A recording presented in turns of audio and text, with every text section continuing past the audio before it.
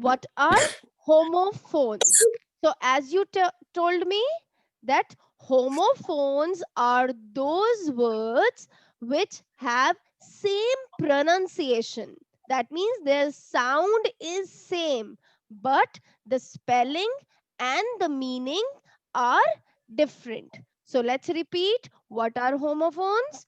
Homophones are those words which is pronounced the same as other word but has a different meaning and different spelling. We discussed that, like I and I. Now these are two different words with different spellings and different meanings, but the pronunciation is same. So that is why I call them homophones, right? समझ आ गया? Now as I was telling that you must remember the meanings, because if you do not know the meanings of the homophone words, you will not be able to use them. So for the usage, for the correct usage, I should know the meanings, right, of the words I am using, right? So look at this homophone words. I am sure you have never paid enough attention to your lesson. Now, this lesson, you all are aware of this lesson number lesson. But this lesson is to reduce, right? ये याद है, ये chapter में भी आया था. Pray to God, it will lessen your pain. है ना? So LESS, less मतलब to reduce, lesson, EN, lesson is homophone or of this lesson. So दोनों का मीनिंग अगर हमें क्लियर है तभी हम इसको सही तरीके से यूज कर सकते हैं, right? So now look at this word. This word you know how to pronounce. Sweet. This is also called sweet. Now what is the meaning of this sweet? This is the hotel rooms. Rooms in a hotel. When the connected rooms, well decorated rooms we book in a hotel, it's also sweet. That, like, a couple went on honeymoon and they booked a honeymoon suite, right? ऐसे सुना होगा आपने sentence. So suite is a connected set of big rooms, right? So अगर हमको meaning clear होंगे तभी तो हम यहाँ पे add कर सकते हैं ना सही word.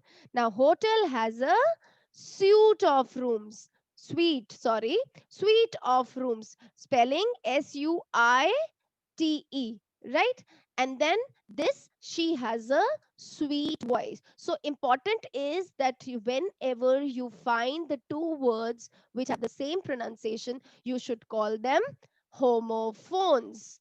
But to you know their correct usage, you should be clear with their meanings. We will be doing some of the homophones, 20 to 25 homophones, right? We will be discussing. Lekin do not restrict yourself to this list only.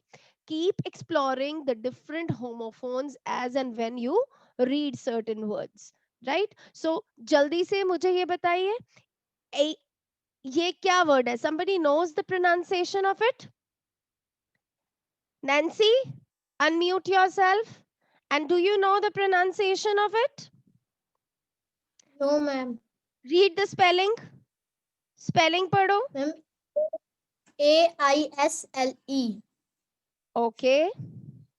And next word. ISLE. पता है इसको हम क्या बोलते हैं? Aisle. S is silent. Aisle. Right? Aisle. ठीक है? Aisle. So दोनों का मीनिंग क्या होता है? ठीक है? This aisle, this is an island. Island सुना है? ISLAND. Right? So this aisle is referring to, बोलो नैन्सी, फिर से अनम्यूट करो, अनम्यूट योरसेल्फ. सो ISLE का मीनिंग क्या हुआ? Island. आइलैंड. पढ़ते हैं ना हम आइलैंड. सो दूसरा आइल का मीनिंग हुआ एक ऐसा narrow passage between rose of seats, जैसे हमारी किसी थिएटर में सीट्स लगी होती हैं, उसके बीच में जगह होती है ना चलने की, हाँ, Yes. तो उस जगह को, उस पैसेज को, जो हमारा बीच में पैसेज होता है सीट्स के, उसको बोलते हैं AISLE वाला आइल। दोनों क्या है? आइल। दोनों की प्रोनाउंसिएशन क्या है बेटा? आइल। सब बोल के देखिए अपने मन में। S is silent. Aisle. Now this aisle is the passage between the seats and this aisle is the island. तो अब यहाँ पे नैन्सी क्या आंसर आना चाहिए फर्स्ट में, ए पार्ट में? They live on a remote. Ma'am second isle. Very good, ISLE। अब देखो जैसे ही हमें मीनिंग क्लियर हुआ, we are able to use the right word. So I repeat, when you do homophones, whatever list you understand or learn, you should learn the meaning so that you can use them correctly. Now read the third word. Who will read it for me? Okay, Kinchal, you read it bache. Unmute yourself. Third word. What is this? पहले Ma'am, spelling पढ़ो। COARSE. और ये क्या Second है? one, ma'am, courage.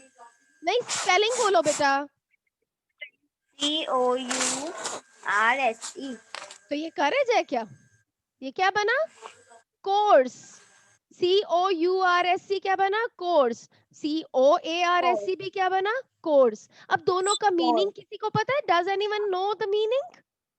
Okay, मैं बताती हूँ। This course तो आपको पता है, course of syllabus। जैसे आप कहते हो ना, what's the course of English? That means कितना हमें पढ़ना है। Course is a length of something also, like किस चीज में, a course of journey भी हो सकता है। और ये COARSE course मतलब खुरदुरा, which is not smooth। COARSE course मतलब not smooth, जो स्मूथ ना हो। अब क्या हम इसमें भर सकते हैं? किंजल जल्दी से मुझे भर के बताओ, कौन सा कोर्स कहाँ आएगा? कहाँ चली गई किंजल? हाँ बोलो। द डैश Ma'am, फर्स्ट में कौन सा आएगा? COARSE. Very good, COARSE। अब क्योंकि मीनिंग क्लियर है इसलिए हम आराम से भर पाए। The coarse sand hurt his bare feet. नंगे पैर पे उसको खुरदुरी सैंड चुभ रही थी। His sister is taking a course in computer programming. Understood? Okay, फटाफट दूसरा देखें जो लास्ट रह गया है, and will okay Jagrut, unmute yourself and read and tell us the answer. Ma'am IDE और ma'am IDLE, IDOL। IDOL। So दोनों की प्रोनाउंसिएशन क्या है? Ma'am idol. Very good, idol, idol. So मुझे ये बताओ, कौन सा कहाँ आएगा? Half of these factories now stand idle IDLE। Very good. What is the meaning of this? Ma'am idol मतलब कोई स्टैचू सा। जैस्मिन, आइडल मतलब फ्री, कोई काम ना होना, ठीक है। और यहाँ the new singing star is the latest teen idol. हाँ, आइडल। ये वाला आइडल मतलब जैसे हम भगवान की मूर्ति को भी आइडल कहते हैं, हाँ ये वाला कहते हैं। I got a idol of Krishna, a big idol of Lord Krishna, तो मैं मूर्ति लाई। यहाँ पे स्टार्स आइडल, इंडियन आइडल मतलब इंडियन का, इंडिया का टॉप फिगर, एक a kind of figure who is been known, well known, ठीक है। Okay good. लास्ट कौन बताएगा? Who will tell now? जल्दी से बताओ, time is about to be over. Ma'am No, not Jagrit. Okay, Kanika, you read it. The last one. Have you written this? I need to erase all this. Okay, Kanika, जल्दी से fifth बताओ बच्चे. Read the fifth one. Strawberries and cream dash each other perfectly. What is this word? पहले इसको पढ़ो, COMPLIMENT. दूसरा complement. Very good, complement. और दूसरे में स्पेलिंग क्या है? COMPLEMENT. दोनों में फर्क क्या है? एक में आई है और एक में ई है. में तो ई. हाँ, दोनों को पढ़ते क्या है? कॉम्प्लीमेंट. तो कौन सा कॉम्प्लीमेंट कहाँ आएगा? Strawberries and cream dash each other. कौन सा कॉम्प्लीमेंट लिखूं? मैम आई वाला आई या ई वाला. वाला? मैम आई. नो, ई वाला आएगा. कौन सा आएगा? ई वाला. ठीक है. अब समझो इसका मीनिंग. देखो, हमें मीनिंग क्लियर नहीं था, इसलिए हम सही तरीके से भर नहीं पाए. ये जो ई वाला कॉम्प्लीमेंट होता है, जो ई वाला, ये होता है एक दूसरे के पूरक होना. जैसे जब हम एक चीज दूसरी चीज को पूरा करती है, जैसे two sides of a coin complement together like each other. या मैथ्स में आप पढ़ते हो what's the complementary angle of 75 degree. तो आप कुछ 180 में से माइनस करते हो, कुछ ऐसा करते हो ना मैथ्स में, कॉम्प्लीमेंट्री एंगल्स फाइंड करते हो. दैट मींस दोनों को प्लस करके, पता नहीं ऐसे कुछ एक कॉन्सेप्ट होता है कॉम्प्लीमेंट एंगल्स का. मतलब जो एक दूसरे को पूरा करे. राइट. सो यहाँ पे strawberries and cream complement each other, मतलब they go together each other perfectly. Combination is very nice. वो एक दूसरे को पूरा करते हैं. राइट. जब इकट्ठे होते हैं. ओके, यहाँ कॉम्प्लीमेंट मतलब आई वाला कॉम्प्लीमेंट का मतलब है प्रेज, किसी की प्रशंसा करना. I take it as a compliment when people